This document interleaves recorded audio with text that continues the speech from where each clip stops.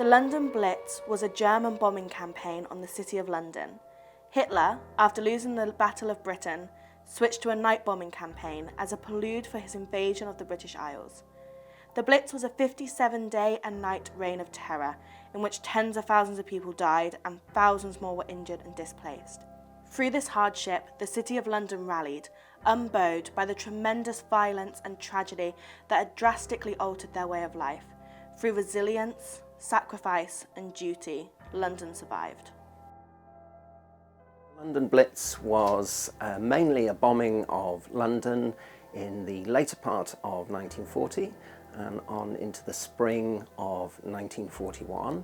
And it really began to peter out when Hitler began to turn his attention to the invasion of Russia.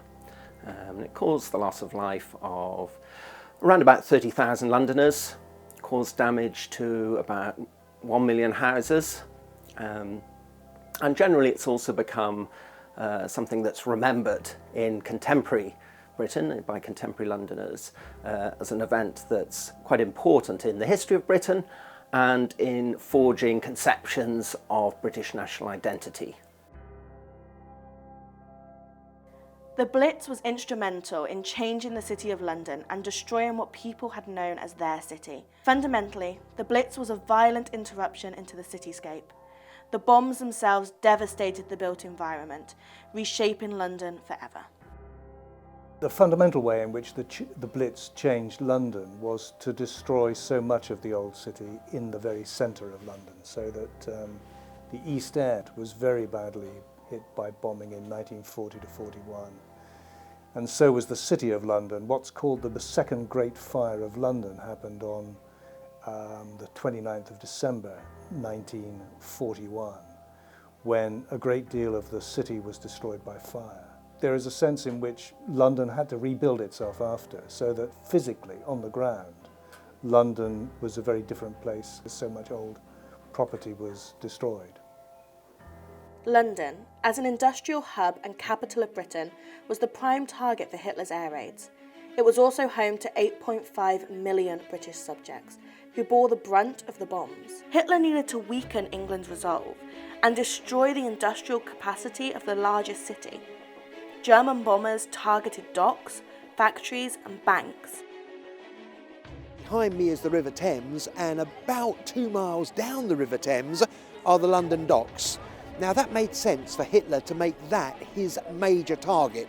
The London docks, the biggest docks in the country, that's where the food was flooding in. For God's sake, we were starving in these islands. The reinforcements, the armaments, the supplies, they were all flooding into the London docks. So it made sense that the London docks in the east end of the country, that was the main area for the bombing.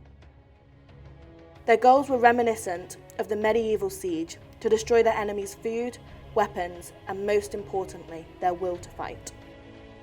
At the beginning of 1940, something called rationing is introduced, which severely limits access to lots of luxuries and other sometimes necessities which people wanted. The Germans are bombing anything in the sea or attacking anything in the sea. There are severe problems with imports, so we have to have a big push to grow our own food. And this means you have to limit resources and make sure that households get a kind of basic minimum every week. So rationing meant that there was a lot less choice around. The destruction of the Blitz caused a tremendous change in the way of life for Londoners.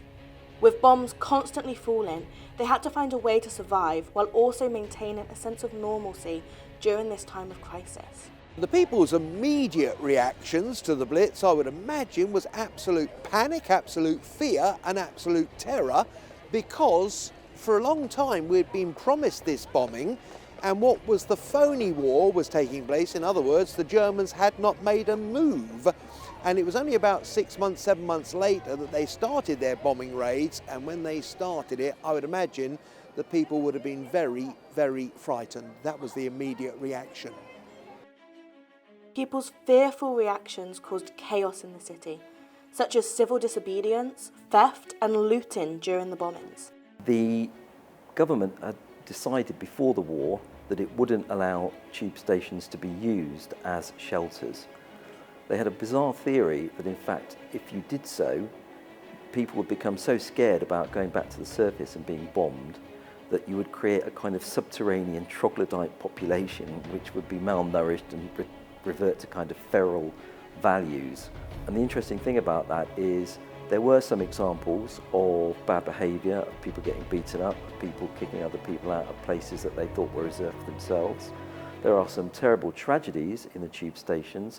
Bank tube station, over 100 people died when a bomb came smashing through the roof of the station onto the platform. Some people fell in front of a train. Though living conditions of the everyday Londoners were abysmal and marred by chaos, people slowly became accustomed to the nighttime raids, once again partying in dance halls and socialising with friends. So people tried to entertain themselves as best they could. They still went to the pub, although the beer was watered down. How boring is that?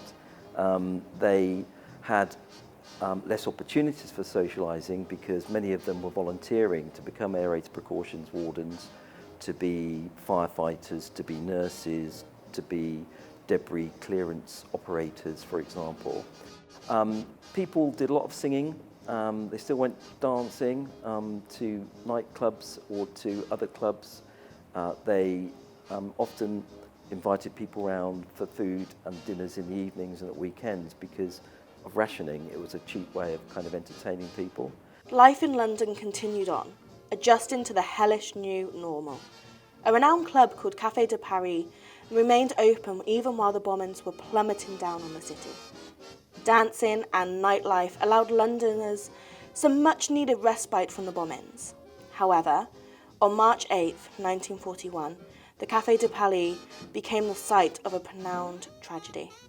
London nightlife had sort of re-established itself, and there was a dance hall in the basement of the Café de Paris. And this was one of the most terrifying things of all, where this American dance band was, a bomb, high explosive bomb, went through a ventilation shaft and exploded in the dance hall and the restaurant downstairs. While tragedy often defines the everyday difficulty of life in a war zone, tragedies like the Café de Paris were not in vain. Even though thousands of buildings were devastated and lives were snuffed out night by night, the continued existence of some Londoners' oldest structures gave people the courage to endure. A major secondary target was St. Paul's Cathedral, because Hitler decided that he would try and destroy St. Paul's Cathedral because it had become a centre of hope for the Londoners. While St. Paul's still stood, there was still hope. So he made that a secondary target. Luckily, he never actually managed to destroy it. Winston Churchill, the British Prime Minister, ordered that under no circumstances should St. Paul's be destroyed. In order to combat the threat of firebombs, a group of volunteers formed, bent on protecting the cathedral at all costs. They risked life and limb, exposing themselves to bombs on the roof of St. Paul's. These men were immortalised as the St. Paul's Watch. St. Paul's Watch were a group of men who formed themselves together, and they were protecting St. Paul's Cathedral. What they did, they went up onto the rafters, up onto the roofs. They were looking for the fire bombs, the incendiary bombs. If a high explosive bomb fell, nothing you could do about that. 2 500-pound bombs actually hit the cathedral and exploded, but the fire bombs were raining down in their thousands, and if fire took a hold, you'd lost the building. So what those men, St. Paul's Watch, were doing, they were getting to the fire bombs that lodged on the roofs, throwing them off, dampening them down, and without shadow of a doubt, they saved St. Paul's Cathedral for us today. Through the chaos of living in the tubes, rationing, constant bombing, and the defence of St. Paul's, a phenomenon known as the Blitz spirit took hold. London, a city heavily divided along class lines, began to come together. Londoners found a common ground in their grim determination to carry on. Hope was the defining aspects of the Blitz spirit.